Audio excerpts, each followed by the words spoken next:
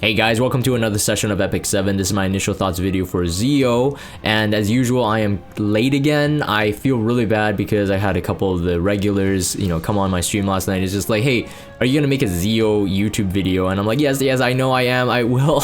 I'm just so busy, but it's no excuse. I do appreciate all the comments and people even breaking lurk mode onto the Runka video just to say that, hey, yeah, we watched this, and you know what, it means a lot. At least you guys give me a motivation to do these even while I'm so busy. But don't feel guilty that I'm busy. Like, I want to do this, it's just I don't really have the time. Anyways, instead of me going through my life story, let's just talk about Zio. This is why you're here. First things first, let's talk about his visual design. So visual design, I think he looks cool. I think originally when he was like kind of revealed, I think during the Sharoon side story, I was like, oh, is that like ML Ludwig? But then just because, like, I thought Zahak was like ML Ron. No, he's not ML Ludwig. He's his own character, and he is the ML5 boss, and this is 100% already certain. This is some of this concept art looks okay. Now, I'm not really into like short dudes because I myself am short enough. I don't feel like short dudes become like cool bosses, but Ludwig, we know that he's really powerful, like I think in the lore even, and I guess short guys can be powerful, so maybe there's hope for me yet, right? let's continue on. Anyways, he also has an evil side according to the video, and I don't read the story as usual, but it kind of is cliche, right? This is like the anime thing. It's kind of cliche. You know what this reminds me of? Like this to this. Reminds me of Demon Slayer, like season 2. Whereas that what are they called again? Those women. Crap, there's like a geisha or whatever. Is that what they're called? Anyways, and then she's like a demon. This is what it reminds me of, literally. But anyways, this image I took down because I was like, I wanted to point out like, whoa, Sharoon actually looks pretty hot. But then, when she was released, I think that was literally her artwork there, right? Oh no, that's her artifact art. I just realized that while I'm talking. That's her artifact art. That's why it looks very different. But she looked way more attractive here in this, though. I'm currently playing another gacha game with like waifus that are just made more lewd. And I definitely think that Epic 7 is always, like, when I saw the Sharoon image, I was like, oh, yeah, Epic 7 always knows that kind of balance between, like, full in-your-face, inappropriate sexiness versus, like, kind of, like, elegant, sexy, and I think Sharoon is kind of, like, the elegant style. But, yeah, that image is very, very nice. Now I remember, it's the artifact image. Alright, so Zio, he is a mage, he's Aries, so that is the Edda or Ida's star sign. It was really funny. One of my guildmates, Vaxus, he was saying that before Zio's kit was released, he was saying that lol, like, imagine he's like a dark elemental mage with soul burn just to benefit from the mage frenzy this season in World Arena, and he's an opener like C Lilius or something. And it turns out he was almost right. He was a mage. He is a mage, so he gets the 7 speed frenzy boost, which I still think, that's just a side topic. I don't know why Epic 7 has to do that, but I definitely feel that they're trying to force us down how to play the game. You can actually see this actually more and more apparently. Before I even get into Zio, let me just talk about that as a topic. I don't know how how far I'll be playing Epic 7 or how hardcore I'll be playing it. But I'm kind of tired of the way they force you to play a certain way. So again, 2 seasons ago, it was like the speed meta, right?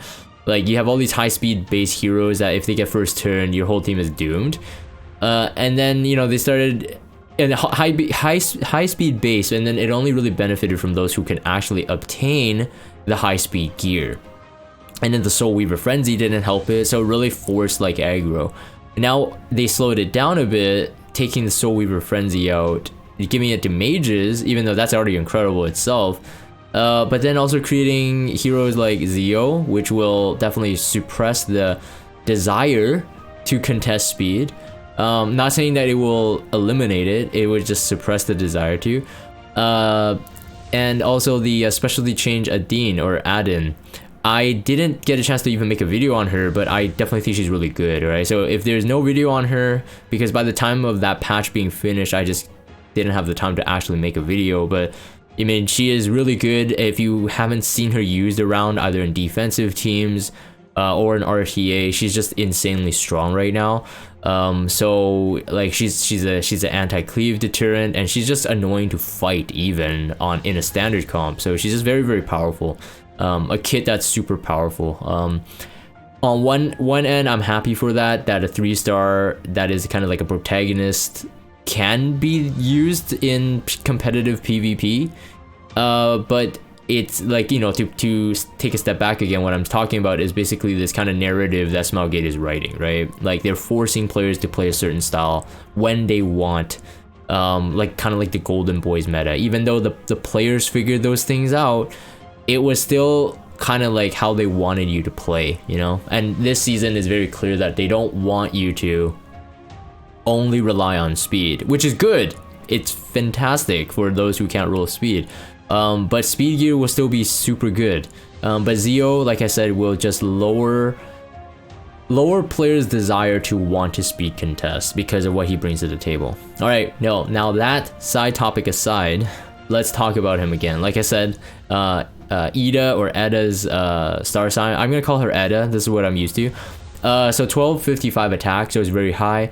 The health is at 5,000. It's not even that bad compared to something like Green Vivian, which is at 4.5k. The speed is at 106 on a slow side, but then remember there's a +7 on the Frenzy. That +7 is tacked on onto the final speed, so not on the base speed, so your speed set won't scale it, even though if it's like 1 speed difference. But it will be like 7 on top of that. So just keep in mind that you're looking at roughly Zio is at a 106 +7. The defense at 652, which is quite standard. A 650 is a pretty average for a mage. And then you have the crit rate at 27%. The speed being on the low side is not anything to worry about just because of his passive, and then because of that 27% crit rate. That's free gear score, and on the top of the fact that he can get 50% free crit, you almost hardly need any crit rate on him. So I think on a pen set or on any other double set, not crit set, will already be really good. Or if you have funneled pieces, you can up the amount of speed that he has, or even bulk, depending on your playstyle, depending on how he's used or how he's built to be usable.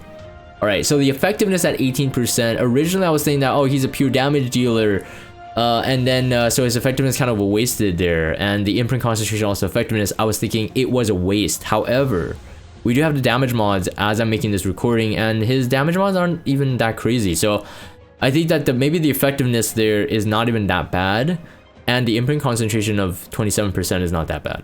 Well, let's just put it that way first. The imprint release is at a 10.8% attack. The usual for the 5-star base imprint when it's the full 4-slot imprint release. 10.8. I definitely think that even though I think his kit is meant to be a damage dealer's kit, he might end up just being I don't know how I should say this. Maybe a secondary DPS. Let's call him a secondary DPS. I think that would be his role. And also, like I said, in order to counteract people who are picking too many speed imprints, or speed heroes rather. So let's talk about skill 2. Zio's skill 2, Supreme Authority. At the start of the first battle, increases the combat readiness by up to 20%, so the +5 skill enhancement. Unaffected by effects that reduce combat readiness, increases the caster receives. So what this means is, I do believe this means that it negates Politis's passive completely. Not only on the first turn, because the Supreme Authority, the top portion, only works on the start of the battle. The bottom portion is a passive that negates Politis even while he's like on his second turn, third turn. Because Zio has a 50% CR boost after he grants his own passive, or sorry, his own undispellable buff, which we'll talk about. So this means that this doesn't stop him. Now, I do believe that it doesn't work when, like, you know, Stigma is applied on him, but I'm not 100% sure if I remember correctly, but I think in the video it said that Restrict completely, it doesn't work for restrict. So if he gets restrict, I don't think he can combat readiness boost. But I'll have to double check. If you know the answer, you know, instead of me going into the video and checking it and then, you know, re-recording this part, you could just check it and leave it down in the comments down below, okay? But regardless, like outside of Peyra, it doesn't really even matter, because like I don't think his issue I don't think his usage is worried about anyone applying restrict thereafter. So in other words, Politis was the only thing that would kind of make this skill unvaluable, but he kind of just negates it. Now, that is something that I always am, and I'm pretty sure like one of my Discord mods, Badsilla, he's always like kind of joking with he's always waiting for the wait, what is it? I think it's like unrevivable revive, anti-revive or something, but it basically double, triple negatives. And then we kind of see that, right? Like in Politis's case, like it was just like a passive that suppresses all combat readiness. And in this case, it's just like he's unaffected by anything that reduces combat readiness. So so it's just like, it's just at the end of the day, it's just like they can just do anything they want. And it was kind of like my comment on ML Elena's like non-counterable debuff. But then I guess you know, there's skills that are like doesn't trigger counterattacks and stuff like that. And anyways, it's just like it's just a mess. It's just a mess. While I okay, on one side I can say like, you know, this is good for him because it doesn't slow him down with Politis on the field. So this skill, in other words, will do what it's meant to do, which is at the start of the battle increase the combat readiness. At least that's the biggest portion in my opinion, of a 20%. Now let me pull this up. Okay, I pulled this up on purpose because so this is their demonstration. Where Lua, let's say Lua is at 300 speed. It doesn't matter, Zio gets the turn. If you're trying to contest a 300 speed hero with 20% CR at the start of the turn, you just need him to be at 250 speed. 250 speed. Now, of course, if you don't want any RNG, 260 might be the safer play, 270 even, if you expect someone with a 320 ran, okay? But 250 is the exact math for the 300 speed hero. So if you're trying to beat them, it's easier to beat. Now, one of my friends, Amp, I don't even know if he plays Epic 7 anymore, but I did like a count review on him before and stuff like that. And but if you know him, he's a really cool guy. He's also very, very technical. And back in the day, he actually told me, hey Jagan, make a video that explains the mechanic of how CR works. Now, what he really meant to say is how the 5% CR RNG works. That's what he meant to say. Now, I'm not gonna make a dedicated video for that, so if you are watching this video and you learn something from it, then you're a benefactor of what he told me to make a long time ago. It's just that it's super, super technical. And I'm not gonna use math. It's more like you can do the math, you can do the hard crunch, and I know a lot of people do it.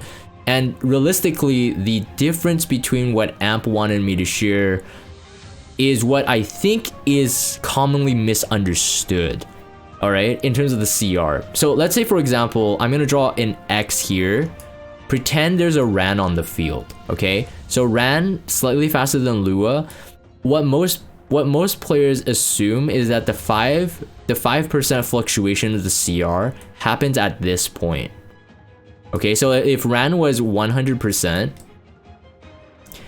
they're thinking that the fluctuation of the CR is happening at this point. All right, that is not actually the case. The next time you load into any fight, whether PvP or PvE, what you will realize is that these heads, actually that I drew that off screen there. These heads here, all the round heads, they actually start from this point. And this is very important. They start from here. All right, so you basically see a lot of circles like dropping down really quick. It happens within like 2 or 3 frames. All right, happens within 2 or 3 frames. Now, what's actually going on with that 5% CR is actually the 5% CR is happening here. Okay, now you might be asking, well, Dragon, what's the difference? In my opinion, it's quite a big difference, because sometimes you'll be surprised that whoa, how the heck did I get outsped? And it's just because the 5% fluctuation that happens here is pretty big when your characters are racing at their speed. So like, let's say Rana is 310 speed and Lua is at 300. 310 and 300 on the timeline, 310 should always beat 300, correct? It should always beat it. So if all of them had their turn and they started at 0, after their first turn rather, okay, after their first turn and they started at 0, 310 should always beat 300. There's no fluctuation on that, okay? But because this takes time, again, like I said, I won't go like in mathematics because I'm not a really good math dude. But the basic understanding is that because this takes time, your speed over time can make a difference depending on your starting point. Okay? Now, why am I even bringing this up? Why am I even bringing this up? Because in Zio's case, Zio gets the 20% CR boost at the start of the turn. At the start of the turn. Now, why is that important? Okay, so let me go back to this frame. Okay, at the start of the first battle, increases combat readiness by 20%. Because what it is really doing, it's doing this. So let me just delete this so I can redraw it.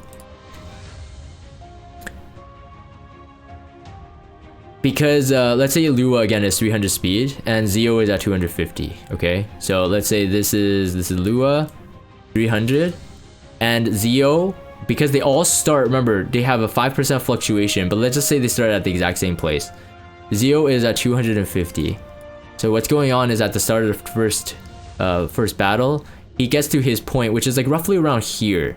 This should be where roughly 250 speed is, if there's a 300 speed hero here. He gets to this point and then he makes the jump of 20%. That is... I would have to actually like do a thing where I would record this in a video, like how the heads move, and then do frame by frames, and then basically show you like the theory craft on if I extended the frames or extended the length rather, like what is like the differential before you know, anyways. Long story short, I should just make this easier to understand. Either way, the significance is that if he has the 20% CR boost at his start, this is much more guaranteed than, let's say, the 20% here. In terms of the amount of speed RNG that can happen, that can occur, getting near to the end is better than it being up here, because there is more time for the faster hero to run. Do you understand? Hopefully that makes sense. There's more time for the faster hero to outrun you. But here, there's no more time for it to outrun you, so you get to 20%, and this is a better bang for buck. That was the point I'm trying to make. Anyways, let's move on. So, skill 3. Bow down before me. Dispels 2 buffs from the enemy before attacking. So this is pretty good because this means that you can actually dispel like an FCC barrier or any 2-turn buff. Okay, so that's very good. So even past this for turn 1. But and it silences for 1 turn and also decreases the combat readiness by up to 40%, I believe. Right? So yeah, 40%. So that's max skill enhanced, 40% pushback. The grants DFI to the caster for 3 turns. Penetrates the target's defense by up to 100%. Cannot trigger a critical hit. So like ML Haste, like Hua Yang. When the target is a hero, damage dealt increases proportional to the target's current health. I think this current health is, it doesn't matter if it's like their max health or if they're lower health, but basically you do more damage the more HP they have. Alright, you do more damage the more HP they have. But let me talk about DFI first. So DFI, when attacking, increases the critical hit chance by 50%. So that's what I was talking about. Because on his turn 1, you're most likely going to be using him for the S3. Because you need DFI for his value for his S1. Or his S1 turns. So you really need to do his S3 no matter what. So the very fact that he gets the crit buff after the fact is pretty good, because the S3 can't even crit. It can't even crit even if you wanted to. So you could run him at like, you know, no crit rate pretty much, and then when attacked, decreases damage suffered by 50%. So 50% defense mitigation, 50% damage mitigation is good if you're really familiar with how Sylvan Sage Vivian mitigates. If you have him paired with barriers, with an Aureus, like an escort, like with SCROL or FCC or any one of that sort, then of course he's not going to die really easy, even though he is relatively squishy. Okay, even though he's relatively squishy, he's still not going to die really easily. When more than one damage reduction effect is granted, only the strongest effect is applied. DFI cannot be dispelled. Alright, so that is just like, there's no mechanic I believe in the game right now that beats his 50% boost, like his damage mitigation, from an outside source. So this is just so that in the future, if there is somehow like an applicable buff or something that can mitigate damage over 50%, like they're covered here, they don't have to rebuff him. Like they always do this anyways, they always say that.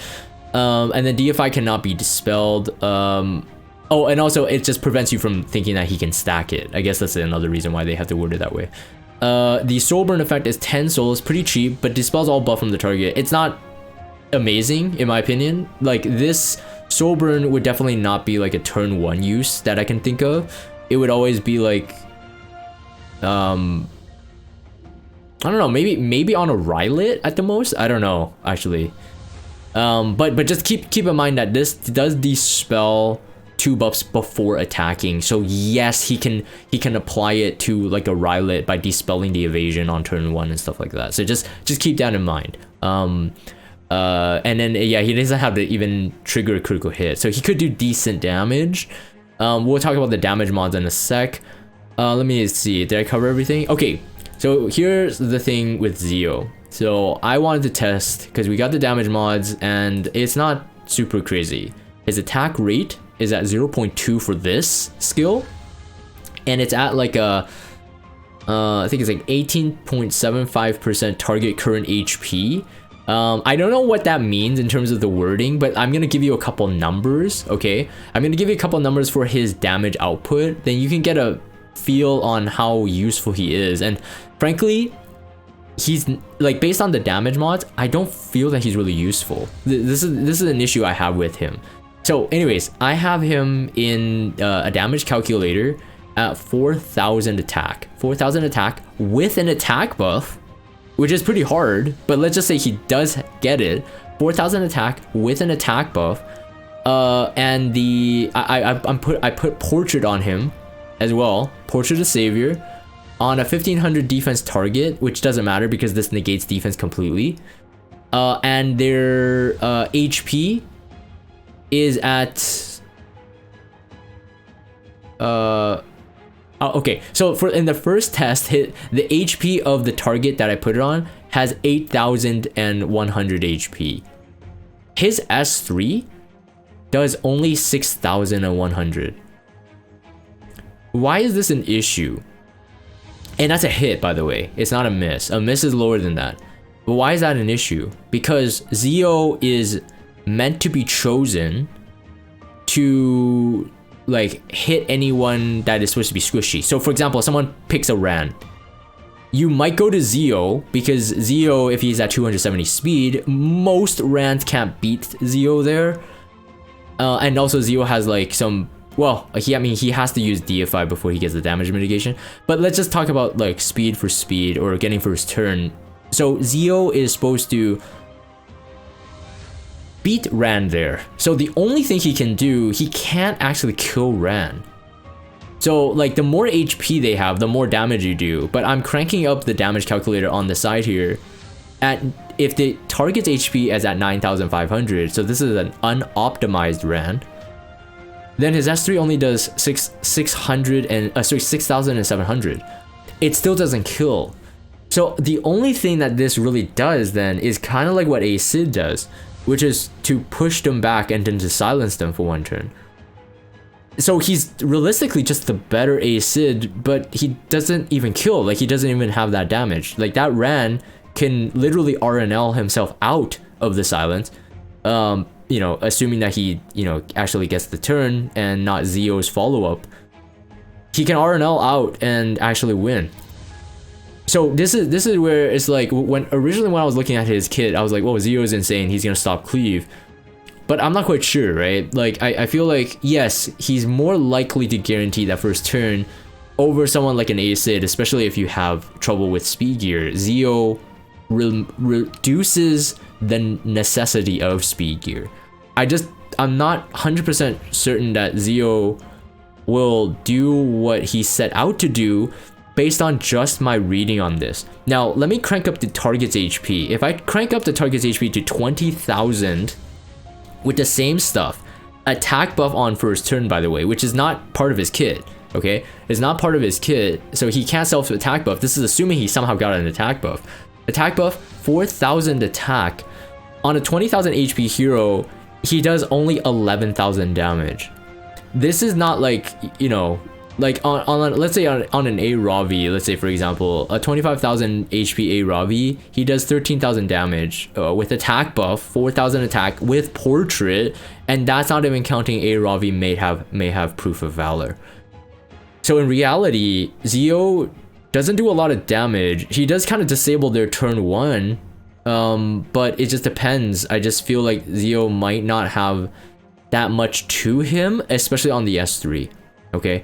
So if this is Smile Gate's way of keeping power creep at a check, maybe this works, right? Maybe this works. Like I think his passive is pretty good, and I think that Zio will give that impression for the player who is struggling against people who are faster than them. There's like, yeah, Zio will save me.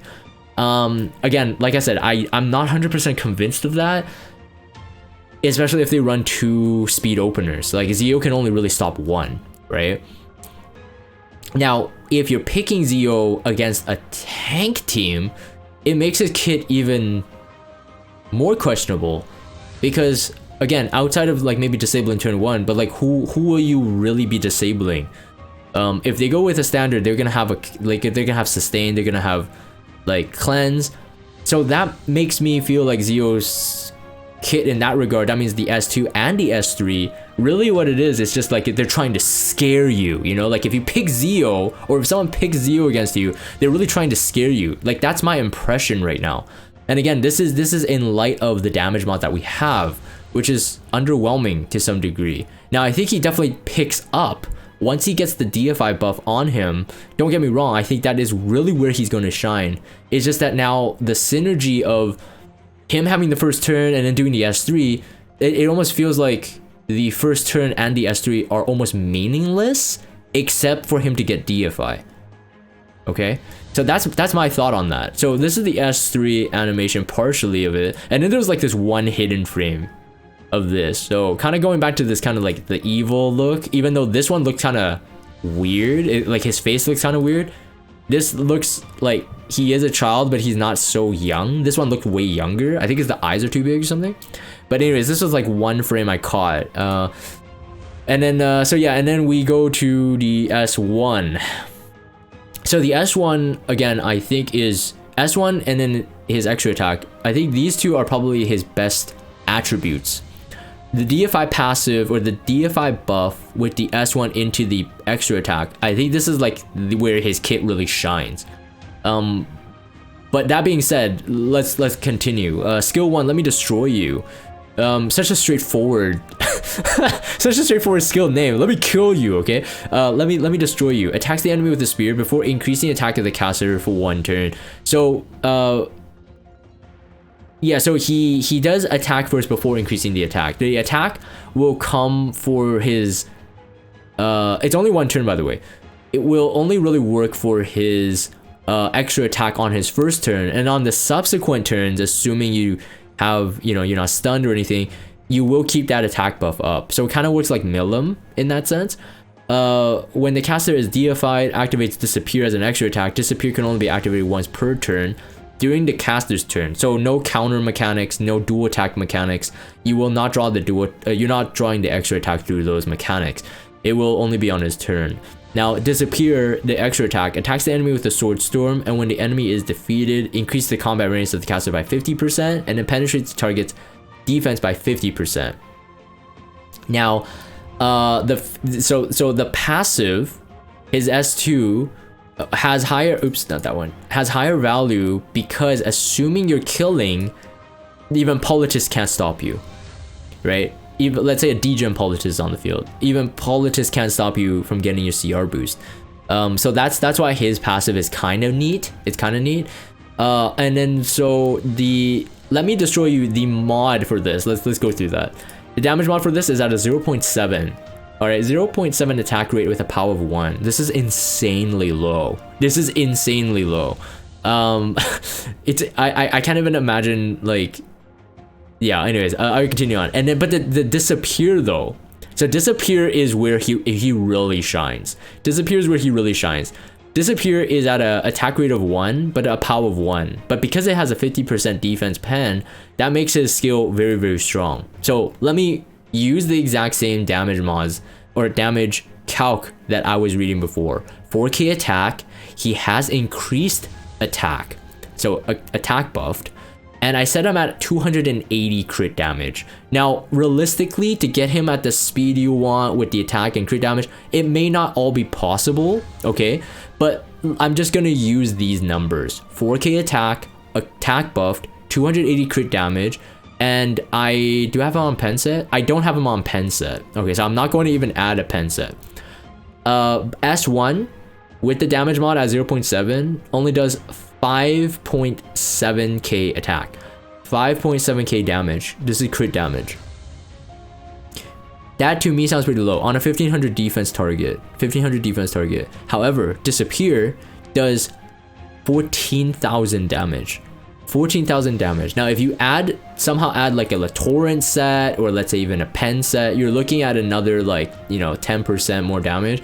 So I just clicked the pen set thing on the calculator on my side of the screen. And the S1 would do 6.5k attack. That's pretty beefy. And then the disappear, the extra attack would do almost 1600 or 16,000, 15,691. That's what I have on the damage calc. So you can see that the S1 into the extra attack is going to be pretty good. If you kill the target, he gets another turn pretty much. Okay, half a turn. Combat range by 50%, and nothing can slow him down in that aspect. But he's not Roy, you know, he's not Roy where Roy can get dual attack and then pull himself up. You can't do that, all right? Or you can't proc the extra attack on a dual attack and then proc his combat readiness boost. So that's where his damage will come from. And again, keep in mind that I have him on portrait and he's a mage. Like, are you gonna run him on something else? Maybe, I don't know. I definitely think that again, for damage wise, this is great. Okay, so like this is part of his extra attack, this animation.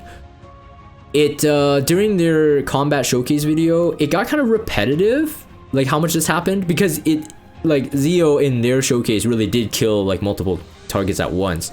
But the animation is cool nonetheless. The animation is cool. The angle they chose, it definitely has this kind of like boss feeling. You know, it has a kind of like a Strays splitting planets kind of feel. You know, not as crazy, but you can kind of get that sense, right? You see like the kind of like the universe, the galaxies, and it's like this like realm being crushed and split in half. Like it has that kind of essence, but like does he actually pack the same punch as someone like a Strays, you know? I feel like Strays, you know, Strays, okay, so this is what people thought, right? Like Zio technically fulfilled what people thought about a boss. Arcee Shadow seals, so she blocks passives. Bellion blocks souls, and then the joke is Strays just blocks their life in terms of he eliminates them. Lame. And then Zio kind of negates speed, I suppose, if you could put it that way. But as you can see with the damage mods, I don't know. I don't know how influential he really will be to slow down the cleave meta. I definitely think though, well, like I said at the beginning of the video, specialty change Adin is definitely more solid in terms of if you want someone to counter cleave or being anti-cleave, more solid than Zio. because she can do more stuff, like way too much in my opinion. But she can do AoE, she can heal, she can do invincibility, she can strip. She just does too much. She can counter AoE, right? I was gonna say that. But Zio single target, and he kind of disables one, but he doesn't kill, right? So it's like, I don't know.